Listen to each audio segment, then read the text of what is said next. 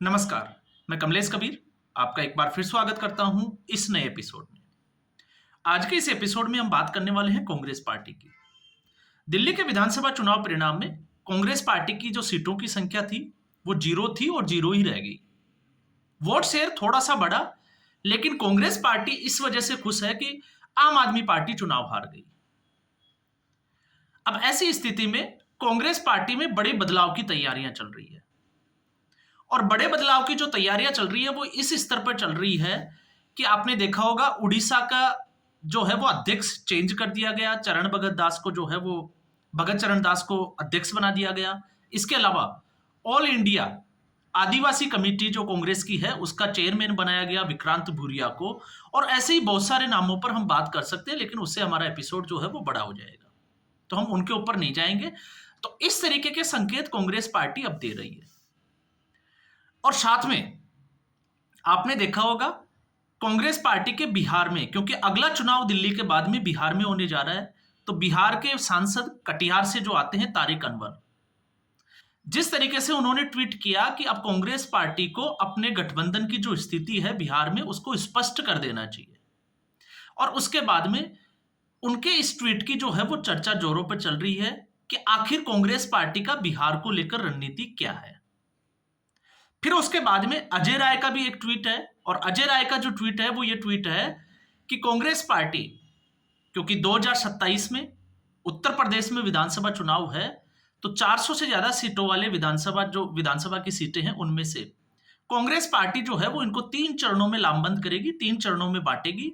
और 160 सीटें, जो पहले चरण की जो 160 सीटें हैं, उनके ऊपर कांग्रेस पार्टी का पूरा फोकस होगा।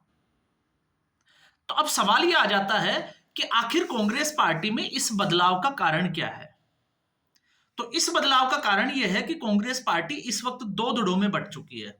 कुछ नेता चाहते हैं कि गठबंधन में जो है वो गठबंधन की राजनीति करे, और कुछ नेता चाहते हैं कि कांग्रेस पार्टी अकेले चुनाव लड़े। अब जब गठबंधन की हम बात करते हैं कि गठबंधन की जो चाहत वाले नेता है वो क्यों चाहते हैं, क्योंकि वो बड़े पदों पर बैठे हैं। कुछ नेता, इनमें कुछ सांसद है, कुछ विधायक है, तो उनको लगता है कि उनकी सीट सुरक्षित है, बाकी उनको कांग्रेस पार्टी से कोई लेना देना नहीं है। अब जब मैं ऐसा कहता हूं तो मैं ऐसा इसलिए कह रहा हूं क्योंकि लोकसभा चुनाव से पहले जिस तरीके से कांग्रेस पार्टी की स्थिति थी, आखिर कांग्रेस पार्टी को गठबंधन की जरूरत क्यों पड़ी? क्योंकि कांग्रेस पार्टी लगातार कमजोर होती चली जा रही थी। और जब हम ऐसी स्थिति में बात करते हैं तो आपने देखा होगा कि उत्तर प्रदेश का चुनाव लड़ा, कांग्रेस पार्टी ने अकेले लड़ा और सिर्फ 2 सीटों तक सीमित रह गई। तो जब 2 सीटें कांग्रेस पार्टी को मिली तो कांग्रेस पार्टी की आंख खुली कि लोकसभा चुनाव में अगर कांग्रेस पार्टी को नेता प्रतिपक्ष का पद चाहिए और जिंदा रहना है तो गठबंधन की राजनीति करनी ही पड़ेगी। अब गठबंधन की राजनीति जब कांग्रेस पार्टी ने की तो कांग्रेस पार्टी की सीटें हो गई 99। एक कम कर दी थी फिर हमने राहुल गांधी वाली, तो वो वापस 99। तो 44 से सीधा 99 सीटों पर कांग्रेस पार्टी पहुंच तो गई। लेकिन अगर हम उसका सटीक आकलन करते हैं तो आकलन में जो चीजें निकल के आती है वो ये निकल के आती है कि कांग्रेस पार्टी अपने दम पर सिर्फ 27 सीटें निकाल पाई। बाकी वो गठबंधन की राजनीति से, अपने सहयोगी दलों की वजह से, उनकी कृपा से कांग्रेस पार्टी की सीटें बढ़ी। तो ऐसी स्थिति में आप समझ सकते हो कि कांग्रेस पार्टी को गठबंधन क्यों चाहिए। अब दूसरे जो नेता है, वो जो नेता चाहते हैं कि गठबंधन नहीं होना चाहिए, कांग्रेस पार्टी को अकेला लड़ना चाहिए। तो कांग्रेस पार्टी को अकेला क्यों लड़ना चाहिए? क्योंकि कुछ राज्यों में कांग्रेस पार्टी या कुछ विधानसभाओं में कांग्रेस पार्टी 25-30 साल से जो है वो अकाल की स्थिति में है, सूखा का सामना करना पड़ रहा है। तो आप सोच के देखिए, ऐसी स्थिति में जब कांग्रेस पार्टी चुनाव लड़ेगी ही नहीं तो कांग्रेस पार्टी का संगठन और कार्यकर्ता कितने दिन रहेंगे? एक कार्यकर्ता जो अपनी कॉन्स्टिट्यूएंसी में, विधानसभा क्षेत्र में लगातार जो है वो कांग्रेस पार्टी के लिए काम कर रहा है और कांग्रेस पार्टी वहां से चुनाव ही नहीं लड़ती है, गठबंधन में वो सीट किसी दूसरी पार्टी को चली जाती है, तो फिर वो कार्यकर्ता का राजनीतिक भविष्य क्या है? तो ऐसी स्थिति में कार्यकर्ता जो है वो कांग्रेस पार्टी को छोड़ सकते हैं, और कार्यकर्ता ही अगर नहीं रहेंगे तो फिर संगठन मजबूत कैसे होगा, इसकी भी जो है वो चर्चा चल रही है। हालांकि कांग्रेस पार्टी इस पे किस हद तक एक्शन लेती है, ये भी एक जो है वो बड़ा सवालिया निशान है, क्योंकि कांग्रेस पार्टी का इतिहास है, चाहे वो एंटोनी कमेटी का हो या फिर जैसे अभी हरियाणा के विधानसभा चुनाव हुए, फैक्ट फाइंडिंग कमेटी का आप देखिए, लोकसभा चुनाव में नतीजा भारतीय जनता पार्टी के उतना फेवर में नहीं आया जितना कि भारतीय जनता पार्टी ने एक टारगेट सेट किया था। और फिर भारतीय जनता पार्टी ने अचानक से क्या किया, लग रहा था कि हरियाणा विधानसभा चुनाव तो भारतीय जनता पार्टी हारेगी, महाराष्ट्र में भी मुश्किलें होगी और उत्तर प्रदेश में बाई इलेक्शन। तो भारतीय जनता पार्टी 2 महीने में ही रिकवर कैसे कर गई? क्योंकि भारतीय जनता पार्टी अपनी गलतियों से सीखती है और संगठन पे और बूथ लेवल पे, काडर लेवल पे जाकर काम करती है। तो कांग्रेस पार्टी कागजों पे तो करती है, लेकिन धरातल पे कितना एक्टिव होती है वो बड़ा इंपॉर्टेंट हो जाता है। तो ऐसी स्थिति में अब जो खबरें आ रही है बिहार से, तो बिहार से तारिक अनवर ये पहले बंदे नहीं है जो इस तरीके का स्टेटमेंट दे रहे हैं। इसके अलावा मोहम्मद जावेद, और इसके अलावा हम बात कर सकते हैं जो कांग्रेस के प्रभारी है बिहार के, और कांग्रेस के जो प्रभारी है बिहार के, उनका अगर हम देखें, नाम शायद उनका शाहनवाज आलम है, उनका आप स्टेटमेंट देख ले तो उनका स्टेटमेंट भी जो है वो इसी के साथ में आता है कि जो सीमांचली क्षेत्र है बिहार का, जहां पर मुस्लिम बाहुल्य आबादी ज्यादा है, वहां पर कांग्रेस पार्टी को ज्यादा सीटों पर चुनाव लड़ना चाहिए। अब जब ज्यादा सीटों की बात चलती है तो फिर गठबंधन पे जो है वो अंगुली उठना शुरू हो जाती है, क्योंकि कांग्रेस पार्टी के गठबंधन में साथी जो दल है वो आरजेडी है। तो आरजेडी का इतिहास रहा है कि लालू प्रसाद यादव के समय आरजेडी जो है वो अगड़े पिछड़ों सबकी राजनीति करती थी, लेकिन अब उसमें अगर आप देखोगे तो आज की स्थिति में जब तेजस्वी यादव के हाथों में कमान है तो तेजस्वी यादव सिर्फ एमवाई फैक्टर पे जिंदा है, मुस्लिम और यादव। और मुसलमानों की भी अगर हम बात करें तो पसमानदा मुसलमान जो है वो ज्यादातर नीतीश कुमार के साथ चले गए, तो बाकी बचे हुए आरजेडी के साथ है। अब आरजेडी जो है उसका कहना यह है कि कांग्रेस पार्टी को पिछले विधानसभा चुनाव में 70 सीटें दी थी, लेकिन कांग्रेस पार्टी सिर्फ 19 सीट ही जीत पाई। तो अब आरजेडी का अपना आकलन है, क्योंकि तेजस्वी यादव को मुख्यमंत्री बनना है, तो उनको लगता है कि अगर उस समय आरजेडी अगर ज्यादा सीटों पे चुनाव लड़ती तो शायद उनकी 10-20 सीट जो है वो और बढ़ जाती और उससे उन तेजस्वी यादव का मुख्यमंत्री बनने का रास्ता साफ हो जाता। ये तो आरजेडी की जो है वो मंशा। तो अब ऐसी स्थिति में कांग्रेस पार्टी में फिर आप देखिए कन्हैया कुमार, पप्पू यादव, फिर इन लोगों का क्या, क्योंकि ये भी चाहेंगे। तो आरजेडी का तो सीधे तौर से समझ में आता है कि जब तक कांग्रेस पार्टी कमजोर रहेगी तब तक आरजेडी जो है वो मजबूत रहेगी, इसलिए कांग्रेस पार्टी को कम सीटें दी जाए और लेफ्ट को थोड़ा ज्यादा बढ़ावा दिया जाए, ताकि आरजेडी जो अपनी महत्वाकांक्षा लेके चलती है उसको पूरा कर सके।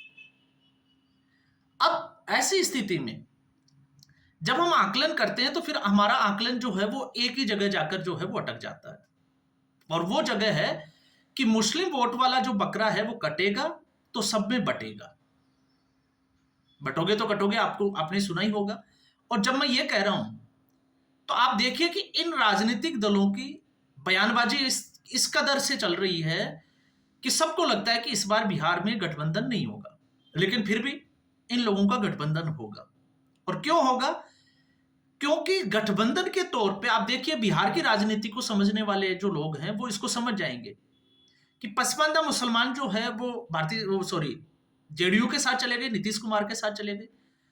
अब ऐसी स्थिति में भारतीय जनता पार्टी भी बिहार में मजबूत है, जीतन राम मांझी, चिराग पासवान, इन लोगों का गठबंधन है। तो ऐसी स्थिति में मुसलमानों के पास विकल्प क्या है?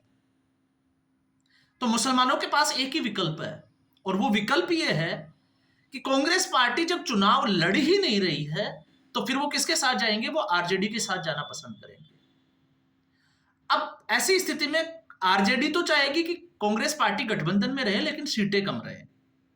अब कांग्रेस पार्टी की समस्या यह है कि कांग्रेस पार्टी, क्योंकि वो मुसलमान जो है उनको विकल्प नजर नहीं आता है, क्योंकि मुसलमानों की एक मानसिकता हो गई कि उनको वोट करना है जो भारतीय जनता पार्टी को चुनाव हराए। तो ऐसी स्थिति में अब उनके पास विकल्प नहीं है, और कांग्रेस पार्टी के जो वहां के लीडर है, जो कार्यकर्ता है, जो वहां पे काम कर रहे हैं, अब उनकी सोच में ये आ रहा है कि अगर कांग्रेस पार्टी चुनाव नहीं लड़ेगी तो मुस्लिम मतदाता जो आरजेडी से उब चुका है वो तीसरे मोर्चे का एक थर्ड विकल्प की तलाश में कहीं प्रशांत किशोर जैसे नेताओं के साथ ना चले जाए। और ऐसी स्थिति में कांग्रेस पार्टी अभी जिस स्थिति में है उस स्थिति में भी नहीं रहेगी। और यही कहानी जो है वो बनी हुई है उत्तर प्रदेश में, क्योंकि अखिलेश यादव चाहते हैं कि कांग्रेस पार्टी उनके साथ तो रहे, लेकिन कांग्रेस पार्टी की स्थिति सुधरे नहीं। जैसा कि आपने देखा होगा जिस गठबंधन का हिस्सा थे अखिलेश यादव, यूपी के 2 लड़के एक साथ चले थे। उत्तर प्रदेश में गठबंधन था, आम आदमी पार्टी के साथ कोई आइडियोलॉजी नहीं थी, फिर भी गठबंधन हुआ। तो जब दिल्ली का विधानसभा चुनाव आया तो अखिलेश यादव कांग्रेस पार्टी के बजाय अरविंद केजरीवाल के समर्थन में ज्यादा नजर आए। क्यों? क्योंकि उनको पता था कि अगर कांग्रेस पार्टी दिल्ली में थोड़ा मजबूत होती है तो उत्तर प्रदेश में वो ज्यादा सीटें मांगेगी, और उत्तर प्रदेश में अगर कांग्रेस पार्टी ज्यादा सीटें मांगेगी तो कांग्रेस पार्टी को सीटें देनी ही पड़ेगी। अगर अखिलेश यादव उत्तर प्रदेश में कांग्रेस पार्टी को सीटें ज्यादा नहीं देते हैं तो फिर अखिलेश यादव को भी डर है कि कहीं मुस्लिम वोट कांग्रेस की तरफ शिफ्ट होना शुरू ना हो जाए, और मुस्लिम वोट बट गया तो इनकी स्थिति कमजोर हो जाएगी। क्योंकि जिस तरीके से हिंदू वोटर जो है वो अब संगठित होना शुरू हुआ है तो इनकी आंखें खुल चुकी है। तो सिर्फ और सिर्फ अब जो गठबंधन की राजनीति चल रही है वो सिर्फ मुस्लिम वोटर की तरफ से चल रही है। और आप देखिए बिल्कुल सस्ते दामों पे चल रही है। सारी पार्टियां आज वक्फ बोर्ड के लिए जो है वो चिल्लम चिल्ली पे लगी हुई है। क्यों लगी हुई है? सिर्फ और सिर्फ मुस्लिम वोटर की। आप पश्चिमी बंगाल उठा के देख लीजिए, कांग्रेस पार्टी किस स्थिति में आ गई। तो कांग्रेस पार्टी जब लड़ेगी नहीं, क्योंकि एक आपको और हमें एक बात जरूर समझ लेनी चाहिए कि जब ये सारी पार्टियां ये बात करती है कि उनका मकसद एक ही है, भारतीय जनता पार्टी को हराना, तो आखिर भारतीय जनता पार्टी हारेगी कैसे? आप सोच के देखिए। तो भारतीय जनता पार्टी को हराने के लिए कांग्रेस पार्टी का मजबूत होना जरूरी है, क्योंकि सिर्फ कांग्रेस पार्टी ही भारतीय जनता पार्टी को हरा सकती है, रीजनल पार्टियां नहीं हरा सकती। अब ऐसी स्थिति में कांग्रेस पार्टी अगर मजबूत होती है, या हम कहें कि मजबूत कैसे होगी, तो जब कांग्रेस पार्टी चुनाव लड़ेगी ही नहीं तो मजबूत कैसे होगी? और आप देखिए इसी में आपने देखा होगा कि दिल्ली के विधानसभा चुनाव में कांग्रेस पार्टी के पास एक गोल्डन चांस था कि इस चुनाव में कांग्रेस पार्टी मजबूती के साथ लड़ती, भले ही अरविंद केजरीवाल सीधे तौर से अब भी हारे हैं, वैसे भी हारते। तो ऐसी स्थिति में अगर इसका कांग्रेस पार्टी का वोट शेयर 12% या 15% हो जाता तो कांग्रेस पार्टी अगले चुनाव के लिए जिंदा हो जाती, कार्यकर्ताओं में जो है वो जोश आता, और फिर भारतीय जनता पार्टी के सामने जो है, जो एंटी बीजेपी वोटर है, उनके पास एक विकल्प होता कि अरविंद केजरीवाल नहीं तो कांग्रेस पार्टी सही। और इस चुनाव में आपने देखा कि जब चुनाव कांग्रेस पार्टी लड़ी नहीं रही थी तो मतदाताओं में सीधे तौर से मैसेज गया कि जब कांग्रेस पार्टी चुनाव ही नहीं लड़ रही तो हम हमारा वोट खराब क्यों करें। इसलिए ना चाहते हुए भी वो अरविंद केजरीवाल के साथ खड़े रहे। तो वोट जो है वो डिवाइड हुआ नहीं, जिस पैमाने पे लोग जो है वो अनुमान लगा रहे थे। तो ये कांग्रेस पार्टी की स्थिति है। अब कांग्रेस पार्टी को जो कवर करने वाले पत्रकार हैं, जिनको हम दलाल मीडिया कह सकते हैं, वो भले ही जो है वो ढोल बजाने लगे, क्योंकि पिछले लोकसभा चुनावों से पहले से ही हम देख रहे हैं कि राहुल गांधी आ गए, फॉर्म में आ गए, कांग्रेस में सर्जरी होगी, कांग्रेस में ये होगा, लेकिन उनकी खबरें जो है वो खबरों तक सीमित रह जाती है। जब चुनाव के परिणाम आते हैं तो उनकी जो बोल बच्चन है वो उसके उलट चुनाव परिणाम आता है। तो इससे आप समझ सकते हैं कि कांग्रेस की तकलीफ जो है वो इससे भी ज्यादा गंभीर है। तो अब आप समझ गए होंगे कि कांग्रेस पार्टी जो है वो किस कदर पे या राजनीति में अपने स्तर पे किस राजनीति के स्तर पे काम कर रही है। तो आज के एपिसोड में बस इतना ही। उम्मीद करूंगा वीडियो एपिसोड आपको पसंद आया होगा। वीडियो को लाइक करें, शेयर करें, चैनल जरूर सब्सक्राइब करें। धन्यवाद।